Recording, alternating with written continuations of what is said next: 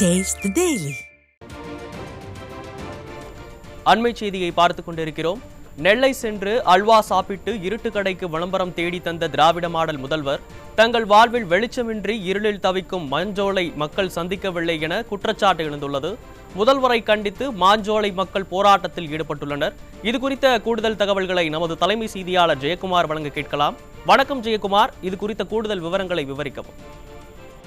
வணக்கம் அருண். திருநெல்வேலி மாவட்டத்தில் மாஞ்சோலை மக்கள் வஞ்சிக்கப்பட்டிருக்கிறார்கள். மாஞ்சோலை என்பது மக்களுடைய மிகப்பெரிய ஒரு வாழ்வாதாரமாக இருக்கிறது.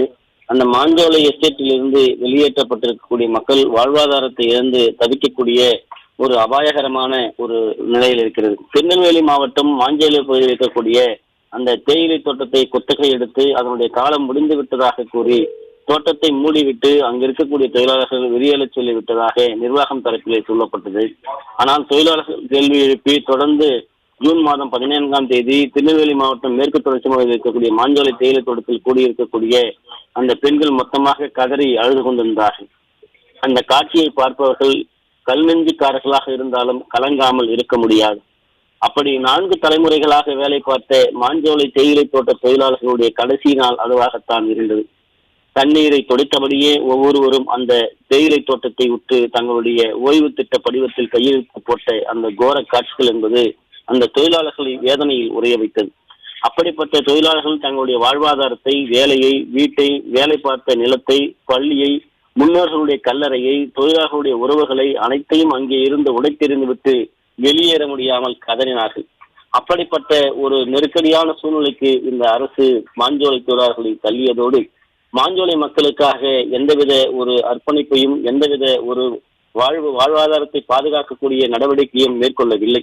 இன்றைக்கு அங்கு இருக்கக்கூடிய தனியார் நிகழ்ச்சியிலே ஒரு ஒப்பந்தம் பெறாத ஒரு நிறுவனத்தை தொடங்குவதற்காக சென்றிருக்கக்கூடிய முதலமைச்சர் மாஞ்சோலை தோட்ட தொழிலாளர்களுடைய வாழ்வாதாரம் பாதிக்கப்பட்டு கண்ணீர் சிந்திக் கொண்டிருக்கக்கூடிய அந்த மக்களை பார்ப்பதற்கு வரவில்லை என்று கண்டித்து போராட்டத்திலே குதித்திருக்கிறார்கள். நாங்கள் கண்ணீர் விட்டு கதறிக்கொண்டிருக்கிறோம், எங்களுக்கு ஆறுதல் சொல்ல வார்த்தை இல்லை, ஆனால் இருட்டுக்கடையில் அல்வா மட்டும் இனிக்கிறதா முதலமைச்சரே என்று அவர்கள் தங்கள் கோஷங்களை முன்வைத்துக் கொண்டிருக்கிறார்கள். அரசு சுற்றுலா மாளிகை முன்பாக தரையில் அமர்ந்து மாஞ்சோலை தோட்ட தொழிலாளர்கள் பெண்களும் அந்த இருக்கக்கூடிய ஆண்களும் கதறிக்கொண்டிருக்கிறார்கள். மாஞ்சோலை தொழிலாளர்களுடைய பெண்களுடைய குரல் தங்களுக்கு கேட்கவில்லையா? எங்களுடைய வாழ்வாதாரத்தை இருந்து தவிர்க்கக்கூடிய எங்களை பார்க்க உங்களுக்கு நாதி இல்லையா என்று கோஷங்களை முன்வைத்து வருகிறார்கள்.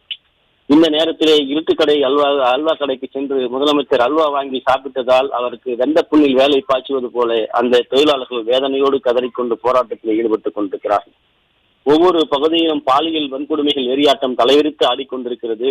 தொழிலாளர்கள் வேதனையோடு வீதியில் இறங்கி போராடி வருகிறார்கள். 4 தலைமுறைகளாக வேலை பார்த்தவர்கள் தங்களுடைய வாழ்வாதாரத்தை இழந்து தவித்துக் கொண்டிருக்கிறார்கள்.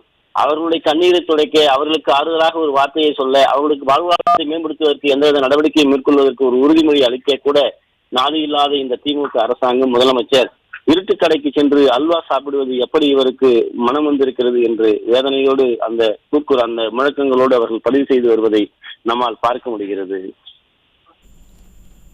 விவரங்களை வழங்கியமைக்கு நன்றி ஜெயக்குமார்.